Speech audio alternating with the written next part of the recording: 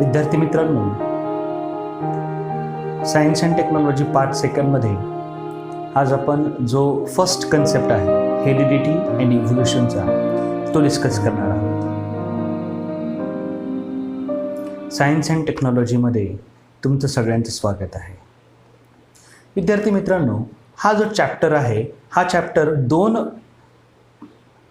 कन्सेप्टला त्या ठिकाणी कव्हर करतो. एक आहे हेरिडिटी आणि दुसरा आहे त्या ठिकाणी इव्होल्यूशन. ठीक आहे, तर सगळ्यात अगोदर आपण हेरिडिटी म्हणजे काय हे त्या ठिकाणी लक्षात घेऊ. विद्यार्थ्यांनो, हेरिडिटीचा ॲक्च्युअल अर्थ होतो transfer of character from one generation to the next generation. जे जेनेटिक कॅरेक्टर्स आहेत ते कॅरेक्टर्स एका पिढीपासून दुसऱ्या पिढीपर्यंत ट्रान्सफर केल्या जातात आणि हाच तो सायन्स आहे ज्याला आपण त्या ठिकाणी काय म्हणतो तर जेनेटिक्स असं म्हणतो. असं जर कोणी विचारलं की जेनेटिक्स हे कोणी शोधून काढलं, किंवा मग तो जो प्रश्न जो नेहमी त्याला विचारला जातो, हू is the father of genetics, त्याचं उत्तर त्या ठिकाणी आहे जोहानन ग्रेगॉर मेंडल. ठीक आहे, हा त्या ठिकाणी असा सायंटिस्ट आहे ज्यानं या जेनेटिक्स नावाच्या सायन्सला जगासमोर मांडलं. त्याच्यावरचे प्रयोग त्यानं केले, पण अनफॉर्च्युनेटली तो जो सायंटिस्ट आहे तो अनरेकग्नाइज्ड राहिला म्हणजे काय की त्या सायंटिस्टला जगानं ओळखलंच नाही. या सायंटिस्टनं त्याचे प्रयोग केले, ठीक आहे, आणि नंतर त्याची डेथ झाली. डेथ झाल्यानंतर 40 वर्षानंतर जेनेटिक्स म्हणजे काय हे त्या ठिकाणी जगाला समजलं. याचा अर्थ असा की ग्रेगॉर मेंडलनी त्यावेळेस जेनेटिक्सवरचे जे काही प्रयोग केले होते त्या प्रयोगाला समजणारा त्याच्या व्यतिरिक्त त्याच्या काळामध्ये दुसरा कोणीही व्यक्ती नव्हता. ठीक आहे, आणि म्हणूनच आज जे जेनेटिक्स आहे हे जेनेटिक्स त्या ठिकाणी जर असं कोणी विचारलं तर who is the father of genetics and that is nothing but what called as the Gregor Mendel. ठीक आहे, आता ग्रेगॉर मेंडलनी जे एक्सपेरिमेंट केले होते ते पी प्लॅन्टवर केले होते. पी प्लॅन्ट, वाटाण्याचं जे काही प्लॅन्ट आहे त्या प्लॅन्टवर त्यानं त्या ठिकाणी एक्सपेरिमेंट केले. त्याच्या एक्सपेरिमेंटमधून त्याला ही गोष्ट कळाली, काय, ज्याला हेरिडिटी असं म्हटलं जातं. काय म्हटलं जातं? हेरिडिटी. हेरिडिटी म्हणजे काय की the transfer of character from one generation to the next generation and that is what called as the heredity. त्याला पूर्णपणे समजून सांगण्याचं काम कोणी केलं असेल तर या जोहानन ग्रेगॉर मेंडलनी 1886च्या दरम्यान त्याला त्याचे प्रयोग त्या ठिकाणी जगासमोर मांडले. पण दुर्दैवानं त्याच्या एक्सपेरिमेंटला त्या ठिकाणी कोणीही समजून घेऊ शकलं नाही.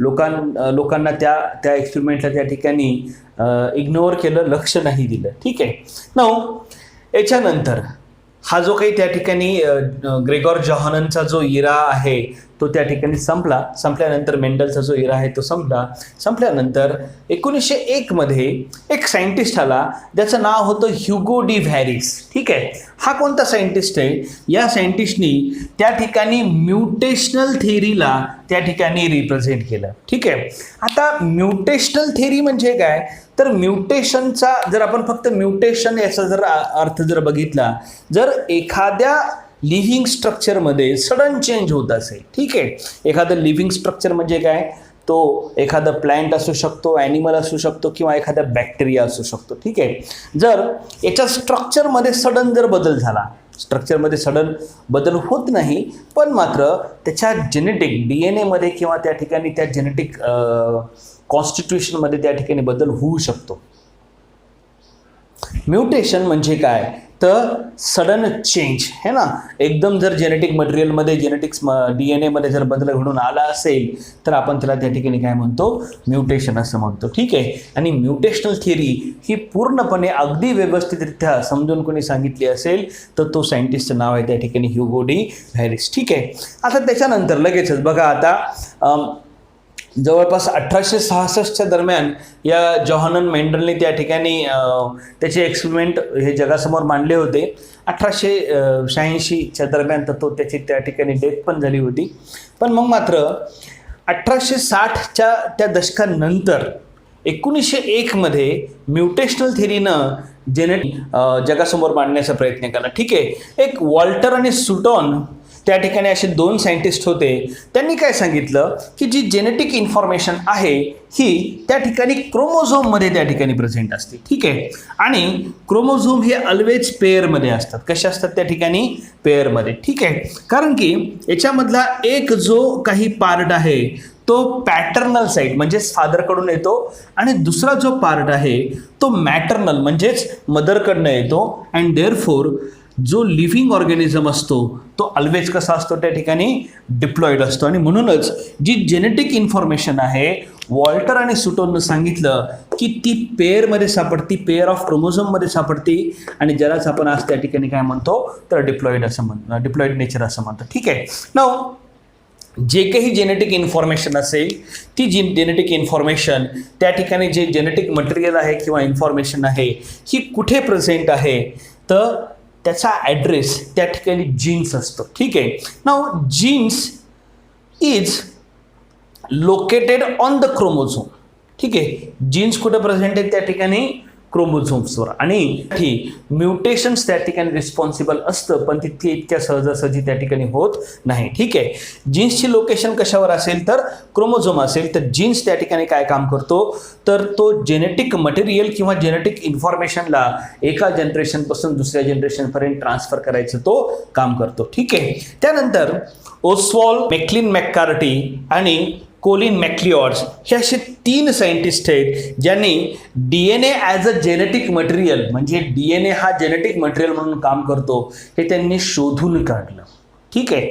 आणि त्यांनी हे एक ट्रान्सफॉर्मिंग एक्सपेरिमेंट झाला होता त्याच्यावर त्यांनी ही सगळी इन्फॉर्मेशन त्या ठिकाणी शोधून काढली होती. ठीक आहे. नाउ या सायंटिस्टने काय सांगितलं की DNA हा जेनेटिक मटेरियल असतो. व्हायरसला सोडून जगातल्या सगळ्या लिव्हिंग ऑर्गॅनिझममध्ये DNA हा काय त्या ठिकाणी जेनेटिक मटेरियल आहे. ठीक आहे.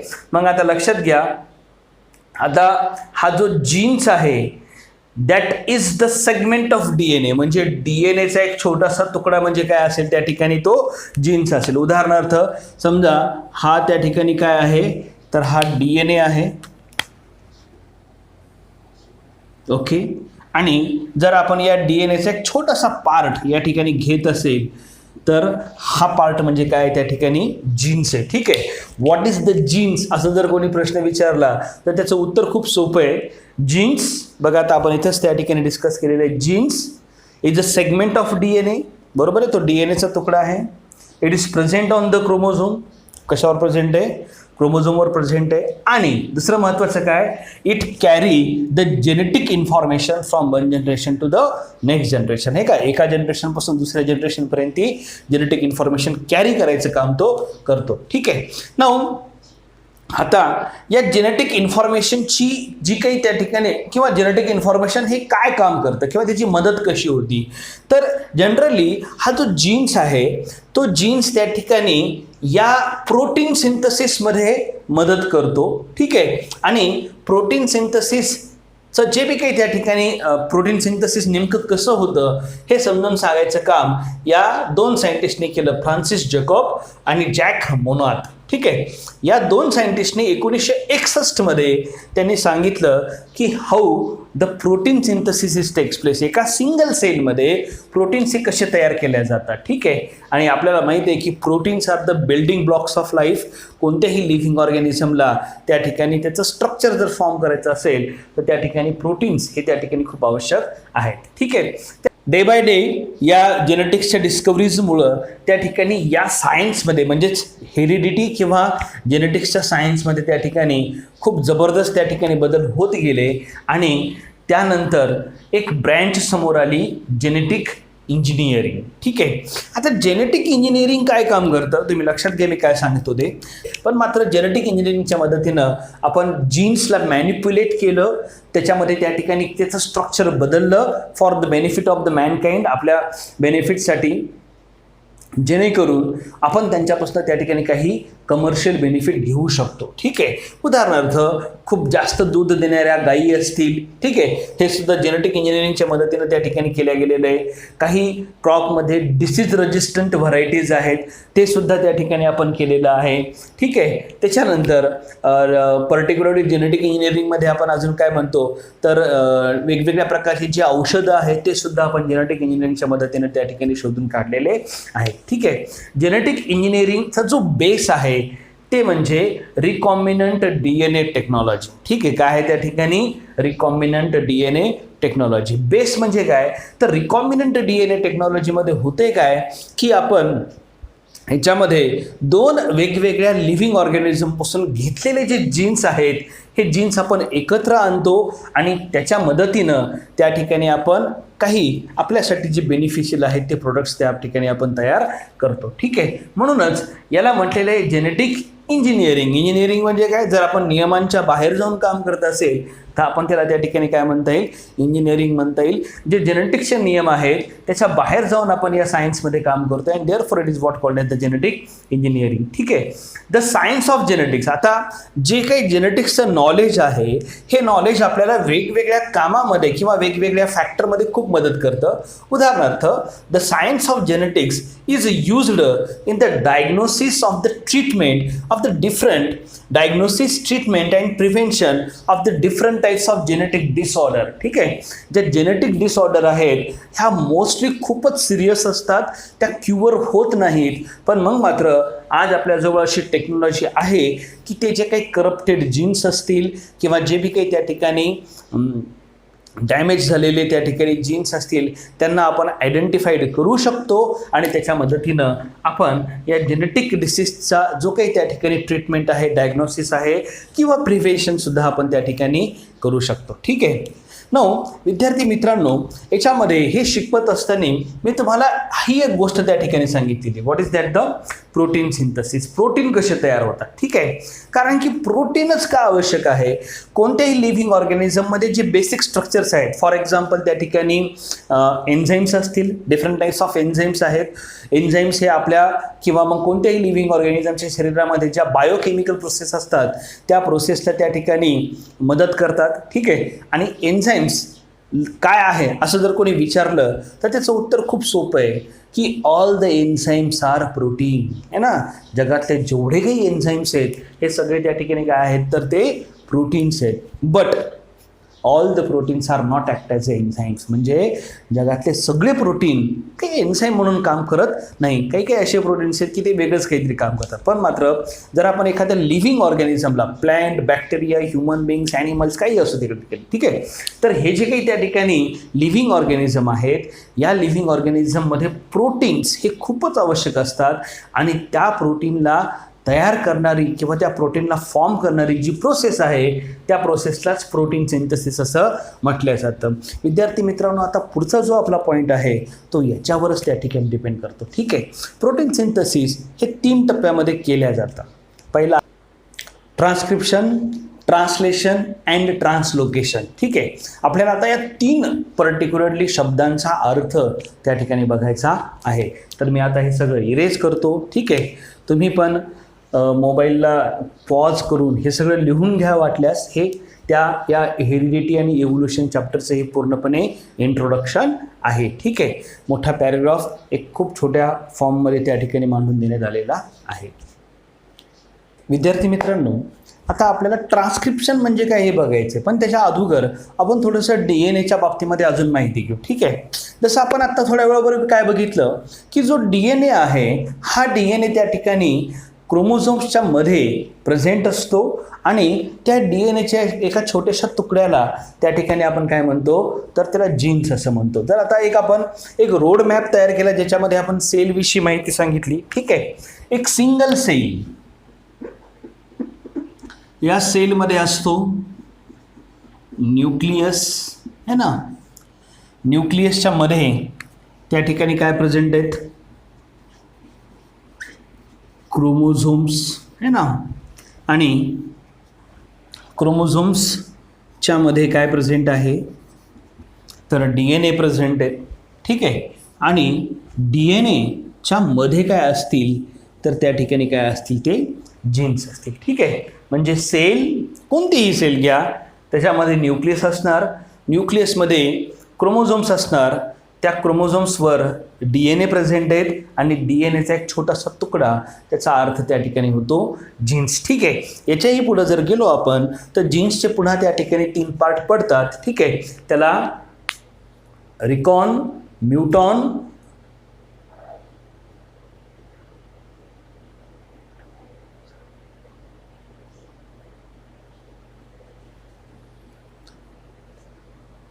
ओके.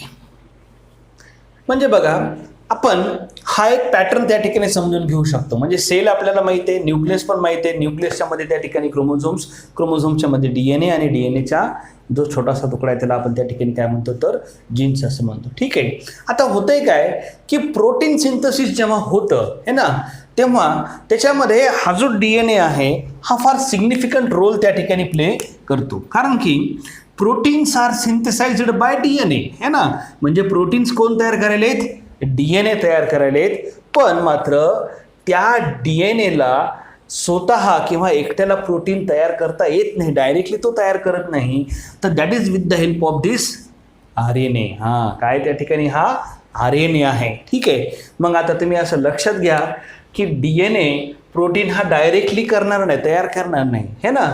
DNA काय करेल की त्या अगोदर तो RNA करेल, बरोबर आहे की नाही.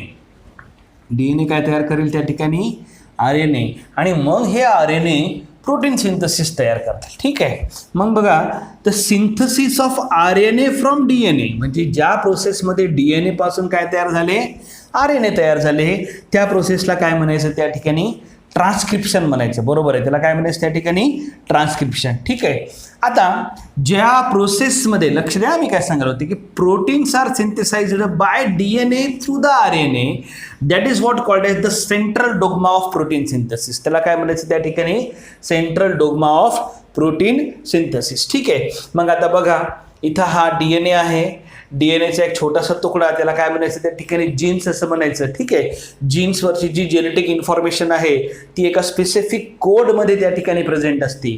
तो कोड म्हणजे या 4 मध्ये असतो. ठीक आहे, हे 4 नायट्रोजन बेस आहेत. ॲडेनिन, A म्हणजे ॲडेनिन, G म्हणजे ग्वानाइन, C म्हणजे सायटोसिन आणि T म्हणजे थायामिन. ठीक आहे, तर हे सगळे जे काही कोड आहेत हे कुठं प्रेझेंट आहेत त्या ठिकाणी DNA किंवा जीन्समध्ये प्रेझेंट आहेत.